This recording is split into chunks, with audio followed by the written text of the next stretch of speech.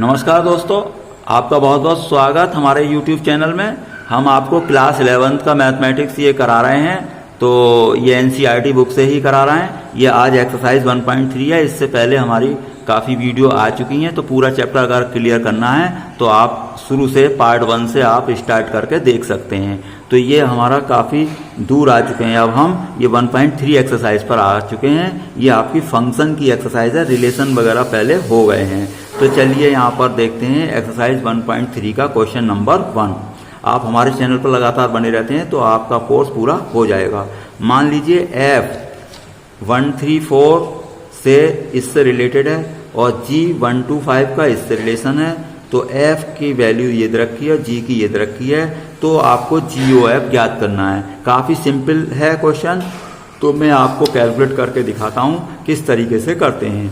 तो देखिए ये F1 यानी कि 1 की इमेज कितनी है, 2 पर है। इसका मीनिंग ये है आपका कि ये जो है F1 कितना है, 2 है। F3 कितना है आपका, 5 है। F4 कितना है आपका, 1 है। इसका मीनिंग ये है। इसका मीनिंग क्या है, G1 कितना है, 3 है। तो G1 आपका है 3 और ये G2 कितना है, 3 है। इसका मीनिंग ये होता है। तो G5 कितना है आपका, 1 है। तो यहाँ से हमें ये पता चल जाता है 1 का इमेज कहाँ, 2 पर, 3 की 5 पर, 4 की 1 पर। ये हो गया। अब मुझे GOF कैलकुलेट करना है। GOF, अब देखिए F कहाँ से स्टार्ट है, 134 से। तो मैं कितना लूँगा, GOF1 लूँगा, यानी कि GOF1, क्योंकि F के साथ तो 1, 3, 4 लगेंगे। तो अब हम यहाँ पर लिखेंगे GF1, वो हटा देते हैं। तो पहले F1 की वैल्यू आएगी। F1 कितना है, 2। तो F1 की पहले वैल्यू रख दें तो 2 हो गई। अब क्या बना, G2। अब G2 की वैल्यू आएगी। तो G2 कितना है आपका, 3। तो आपका GOF1 आ चुका है 3। तो GOF1 3 आ जाएगा। अब हम फिर स्टार्ट करते हैं। लो यहीं पर लिख दिया मैंने। तो अब क्या लेंगे आप, GOF3। तो GOF3 ले रहा हूं मैं। तो GOF3 लीजिए। तो क्या, GF3 लिख लें आप। पहले अब F3 की वैल्यू देखेंगे, 5 है जो कि, तो ये 5 लिख ली मैंने। अब किसकी वैल्यू देखेंगे, अब G रह गया अकेला, तो G5 कितना है, 1 है। अब एक एलिमेंट और बचा है आपके पास, क्या, वही 1, 3 हो गए, 4 बचा है। तो अब हम 4 और लेंगे, तो GOF4। अब देखिए, अब इसे O हटाइए तो क्या है, GF4। अब F4 की वैल्यू हम यहाँ पर देखेंगे, F4 कितना है, 1 है। तो ये बना G1। अब G1 की वैल्यू यहाँ से देखेंगे, G1 कितना आपका, 3 है। तो ये 3 हो गया। तो इस तरीके से हमारा GOF कैलकुलेट हो चुका है। यहाँ से देखिए 1 की इमेज आई थी 3, तो आपका 1 का आया 3 की इमेज कितनी आई थी, 1, और 4 की इमेज आई है आपकी 3। तो ये आपका GOF कैलकुलेट हो गया। इस तरीके से करते हैं। मैं समझता हूँ समझ में आ गया होगा। अब क्वेश्चन नंबर हम 3rd ले रहे हैं, क्योंकि सेकंड क्वेश्चन करने लायक नहीं था, वो ऐसे ही बेकार क्वेश्चन है। अब हम 3rd क्वेश्चन ले रहे हैं। क्या है 3rd क्वेश्चन, GOF और FOG ज्ञात करना है, जबकि FX और GX दे रखे हैं। तो चलिए हम पहला पार्ट यहाँ पर नोट कर लेते हैं। FX हमें गिवन है, मॉडुलस X, और GX भी गिवन है आपका, मॉडुलस 5X - 2 ये है। तो मुझे क्या, GOF और FOG दोनों ही कैलकुलेट करने हैं, मैं बताता हूँ। तो पहले आप GOF कैलकुलेट करिए। तो ये क्या हो जाएगा, GFX। तो सबसे पहले FX देखिए, तो FX है मॉडुलस X। अब देखिए जो भी G के साथ होता है वो G में ही ले जाकर रखते हैं X के प्लेस पर। जैसे G1 तो ये X के प्लेस पर 1 आएगा। तो अब यहाँ पर क्या है, ये मॉडुलस है और ये X के प्लेस पर क्या रखना है, मुझे मॉडुलस X रखना है। -2 अपनी जगह है, तो ये आ जाएगा। अब आपको कैलकुलेट करना है F और G। चलिए FGX। अब सबसे पहले GX की वैल्यू रखी जाएगी। तो GX की वैल्यू कितनी है आपकी, GX की वैल्यू है 5X - 2, ये है मॉडुलस। अब F बचा, तो F की वैल्यू क्या है, FX में ही ले जाकर रखेंगे X के प्लेस पर। तो ये पूरा X के प्लेस पर रखिए। तो X के प्लेस पर रखेंगे आप, तो ये इस तरीके से रखेंगे। अब देखिए यहाँ पर ध्यान से देखें, ये 5X - 2 के साथ 2 बार मॉडुलस लग गया है। तो मॉडुलस का 2 बार कोई सेंस नहीं होता, बस एक ही बार लिखेंगे आप, क्योंकि स्क्वायर 2 बार करोगे तो माइनस का पॉजिटिव ही हो जाएगा जो भी होगा, तो मॉडुलस एक ही बार लिखते हैं। तो ये फर्स्ट पार्ट आपका इस तरीके से हो गया। इसी तरीके का आपका क्या है, सेकंड पार्ट है, आप ये कर सकते हैं। अब चलिए क्वेश्चन नंबर हम लेते हैं 4th। तो क्वेश्चन नंबर 4th में आप पढ़ लें, यहाँ पर ये लिखा है कि यदि f(x) इक्वल इतना, तो सिद्ध करो कि सभी x not equal two upon 3 के लिए क्या होना चाहिए, f(of x) x है, ये सिद्ध करना है। f का प्रतिलोम फलन क्या है, चलिए हम कैलकुलेट करते हैं। ये हमने काफ़ी क्वेश्चन ऐसे किए हैं पिछली वीडियो में, चलिए एक बार फिर करते हैं। तो 4x + 3 और 6x - 4। अब हम f(f) कैलकुलेट करना चाहेंगे, चलिए f(of x), तो कितना f(of) कैलकुलेट कर रहे हैं, तो f(f)(x), तो सबसे पहले कितना f(x) की वैल्यू रखिए, तो f(x) की वैल्यू आपकी ये पूरी है ही, तो ये आ जाएगा 6। मटीरियल आपका जो भी नंबर है वो कहाँ रखेंगे, x के प्लेस पर रखेंगे, तो ये पूरा यहाँ x के प्लेस पर रखना है आपको। क्यों, अब जैसे f1 कैलकुलेट करें आप, तो क्या करेंगे, x के प्लेस पर ही तो रखेंगे, इस तरीके से x के प्लेस पर ही रखना होता है। यहाँ पर 2 होगा तो फिर 2 रखेंगे। अब यहाँ पर ये है इतना, तो सब इतना यहीं रखेंगे x के प्लेस पर, तो हम रखते हैं ध्यानपूर्वक। तो 4 के इंटू में आना है ये सभी, तो 4x + 3 अपॉन 6x - 4 और प्लस आपका हो गया 3। अब यहाँ नीचे क्या आना है, 6 और 4x + 3 अपॉन 6x - 4 और माइनस का हो गया 4। अब इसे सॉल्व करना है, तो देखिए एलसीएम तो दोनों में ही कैंसिल हो जाएगा, तो हमने एलसीएम तो कैंसिल कर दिया। अब 4 से इसकी मल्टीप्लाई होगी तो 4x + 3 बचेगा, प्लस 3 की ये इससे मल्टीप्लाई होगी तो 3x - 4 बचेगा। अब 6 की तो इससे मल्टीप्लाई हो जाएगी, अब -4 की इससे मल्टीप्लाई हो जाएगी, 6x - ये। अब इसे हम सॉल्व करेंगे, तो 16x + 4 3 = 12 + 3 6 = 16 और माइनस का 12। अब देखिए 12 कैंसिल हो जाएगा, अपॉन में भी करिए, 6 4 = 24x और प्लस 18 और माइनस 24x और प्लस का 16 माइनस। अब ये कैंसिल हो जाएगा। अब देखिए ऊपर इसे प्लस करो 34x और अपॉन में क्या आएगा, ये 34 आया, तो ये इससे कैंसिल हो गया। तो आपका f(of) कैलकुलेट हो चुका है। तो इस तरीके से आपको करना था। अब वो कह रहा है कि f का प्रतिलोम भी ज्ञात करिए, तो प्रतिलोम फलन ज्ञात करने का मेथड मैंने आपको बताया है। चलिए मैं एक बार करता हूँ। पहले मैं f(x) लिख लेता हूँ, 4x + 4 अपॉन 6x, 4x + 3 है सॉरी, तो 4x + 3 अपॉन 6x - 4 ये है। तो आपको कैसे कैलकुलेट करना होता है हमने अभी बताया, जैसे y लिख लें, पिछली आप वीडियो देख लें तो हमने उसमें क्लियर किया है। भाई f(x) क्या होता है y, तो y = f(x) लिख लिया। अब हम करते ये हैं कि y को इसके इक्वल रख के x की वैल्यू फाइंड आउट करते हैं। कैसे, अब क्रॉस मल्टीप्लाई करेंगे, तो इससे मल्टीप्लाई करिए आप, 6x - 4 = 4x + 3। अब देखिए क्या होगा, इसे मल्टीप्लाई करें तो 6xy - 4y = 4x और प्लस 3। अब देखिए x वाली टर्म एक साथ लें और ये अलग लें, तो 6xy - 4x और ये 4y आपको इधर ले जाना पड़ेगा और इसमें x कॉमन ले लें आप, तो 6y - 4 = हो जाएगा 4y + 3। तो ये आपका x आया, आपका 4y + 3 अपॉन 6y - 4। यही आपका क्या होता है, f इनवर्स होता है। तो ये ऐसे कह देते हैं कि gy होता है ये, तो gy इसे ही कहते हैं और ये इसे ही f इनवर्स। तो या तो ये बोल दें आप या फिर ऐसे बोल दें, f इनवर्स y आपका हो जाएगा 4y + 3 और 6y - 4। यानी कि ये लिखते हैं स्टेप, कोई प्रॉब्लम नहीं है। तो gy = ये, इसी को हम कहते हैं f इनवर्स y, तो f इनवर्स y आ जाएगा।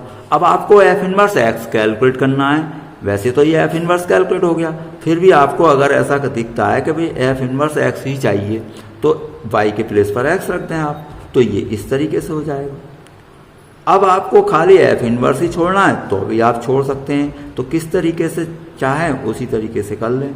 तो ये एफ इनवर्स इस तरीके से कैलकुलेट होता है। कैसे? y के इक्वल रख देते हैं, उससे सॉल्व करके x आ जाता है, वही आपका एफ इनवर्स हो जाता है। नेक्स्ट क्वेश्चन पर चलते हैं हम। क्वेश्चन नंबर 5 है।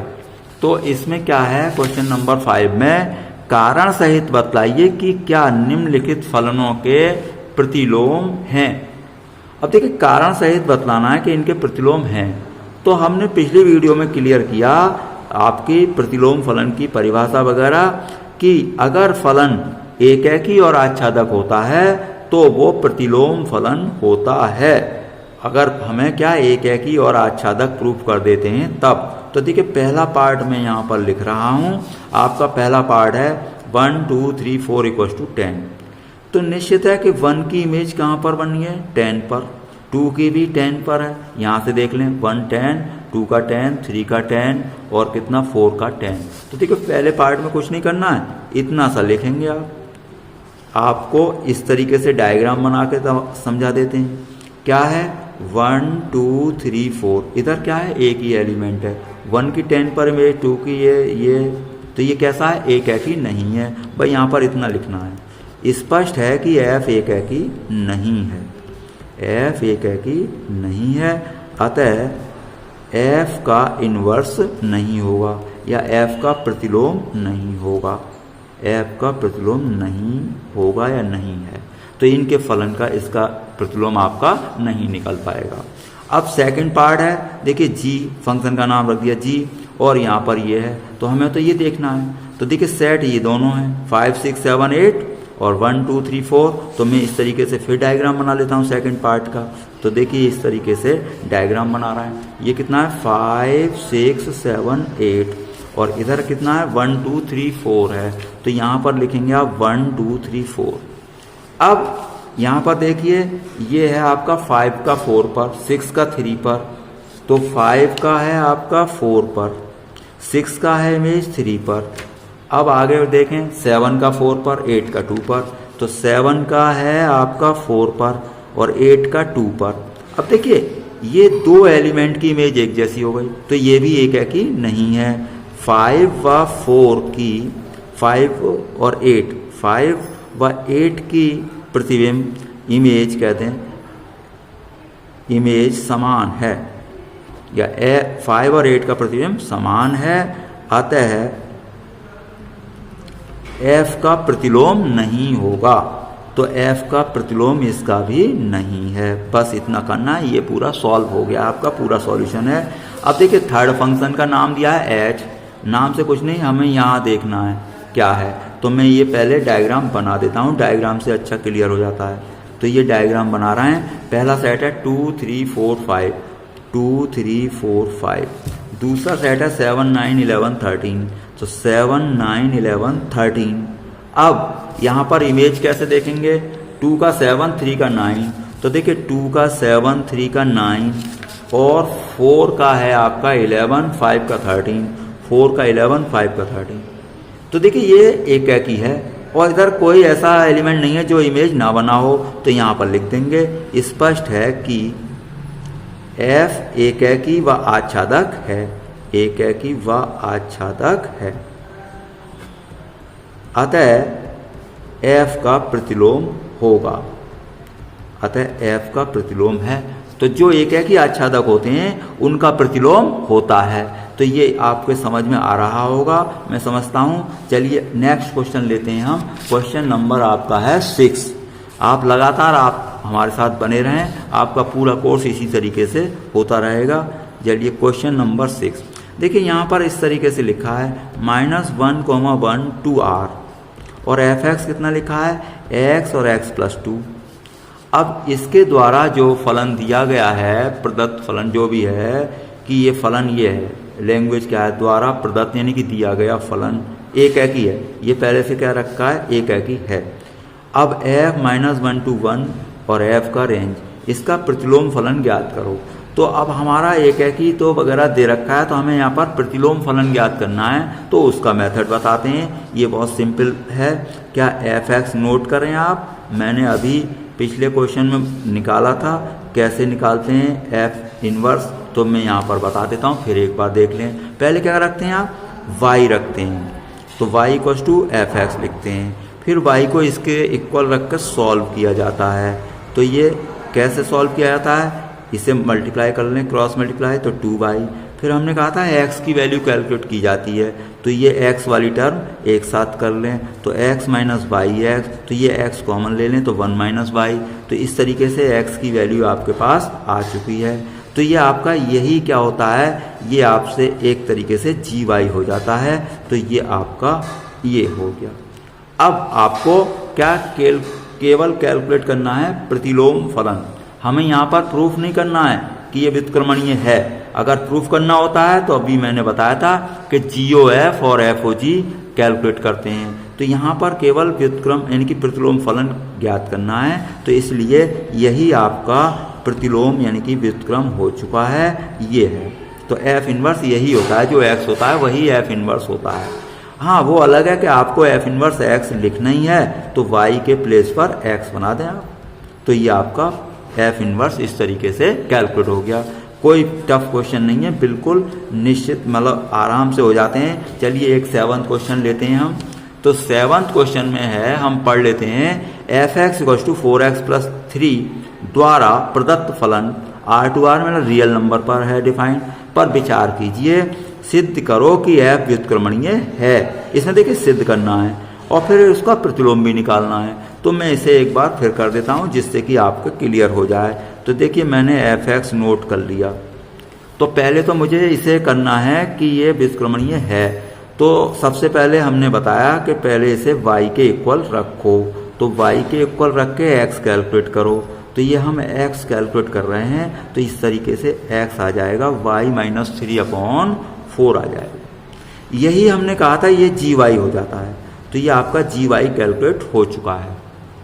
अब क्या करोगे, अब हमें कैलकुलेट करना होता है GOF। तो GOF यानी कि GFX, भाई GOF का मतलब GFX क्यों, F के साथ क्या चलेगा x और G के साथ क्या चलेगा y। तो ये GOF का मतलब है GFX। तो पहले आप क्या रखेंगे, आप रखेंगे fx की वैल्यू। तो fx की वैल्यू है ये, तो हमने fx की वैल्यू रख दी। अब ये बचा g के जो भी मटेरियल होगा g में ले जाकर रखेंगे y के प्लेस पर। तो हम y के प्लेस पर रख रहे हैं, तो ये यहाँ पर y के प्लेस पर रख दिया, ये कैंसिल हो जाएगा। तो आपका ये आया 4x और अपॉन 4, ये आया x। इसी को हम ix लिखते थे भैया, इसी को GOF को क्या लिखते हैं ix, क्यों, इसके साथ x है। अगर इसके साथ n होता है तो फिर हम लिखते हैं n। तो ये इस तरीके से लिखा जाएगा। अब FOG और कैलकुलेट करें, तो FOG FGY लिखेंगे आप, क्योंकि G के साथ क्या चलेगा y। तो अब पहले GY की वैल्यू रखेंगे। तो पहले आप रखिए GY की वैल्यू। तो GY की वैल्यू आपकी है ये क्या, y माइनस 3/4। तो y माइनस 3/4। अब देखिए ये अब f बना है और f है कितना, मैं साइड में लिख कर दिखाता हूँ आपको, 4x प्लस 3 है। तो देखो f की जो भी वैल्यू होगी f1 f2 वो x के प्लेस पर रखेंगे f में। तो यहाँ पर मैं ये वैल्यू कहाँ x के प्लेस पर रखूँगा। तो y माइनस 3/4 और प्लस 3, 4 से 4 कैंसिल हो गया। तो क्या बचा आपका y माइनस 3 प्लस 3, ये कैंसिल हो जाएगा, y आया यानी कि IY। तो इससे क्या बात पता चली, इसलिए ये f व्युत्क्रमणीय है, अतः f व्युत्क्रमणीय फलन है। बस इतना प्रूफ करना होता है, तो f व्युत्क्रमणीय फलन है। इसलिए f inverse equal to g, इसका मीनिंग है कि f inverse y equal to gy। तो gy कितना था हम पहले ही कैलकुलेट कर चुके। तो यही आपका हो गया f inverse y equal y minus 3/4। अगर इसको f इनवर्स x ही लिखना है तो f inverse x equal to y के प्लेस पर x लिख दें, तो आपका ये f इनवर्स भी कैलकुलेट हो गया। तो इस तरीके से हम और इसका और काफ़ी क्वेश्चन रह गए हैं। तो 7 क्वेश्चन तक हमने ये कर दिया है। लगातार आप वीडियो में बने रहें। आपका वीडियो देखने के लिए बहुत बहुत धन्यवाद।